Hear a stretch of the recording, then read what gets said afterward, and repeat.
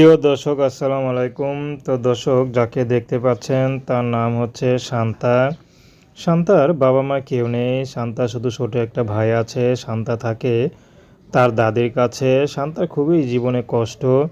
শান্তা পরের বাসায় তিনি কাঁথা সেলাই করে, তারপরে আবার পায়জামা সেলাই করে। এসব করে যা পায় তা দিয়ে কোনো মতে চলে। তার ভাইকে মাদ্রাসায় ভর্তি করিয়েছে কয়দিন আগে। তার দাদিটা খুবই অসুস্থ। তো শান্তার এদিক দিয়ে বিয়ের বয়স হয়েছে। শান্তা খুবই চিন্তায় পড়ে গেছে। আসলে যার গার্ডিয়ান নাই শক্ত তাকে কে বিয়ে করবে? আসলে একটা গার্ডিয়ান থাকলে হয়তো গার্ডিয়ান খোঁজ খবর নিয়ে একটা ছেলের হাতে তুলে দিতে পারে, কিন্তু তাতে কোনো গার্ডিয়ান নেই। কে তাকে বিয়ে করবে? কেই বা তাকে বিয়ে দিবে?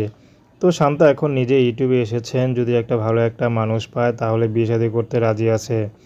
শান্তার কপালে হাত পড়ে গেছে, খুবই কষ্টে আছে, চিন্তায় আছে, কি করবে? জীবনটা কি এভাবেই কেটে যাবে? আজও কি স্বামীর আদর ভালোবাসা সোহাগ পাবে না?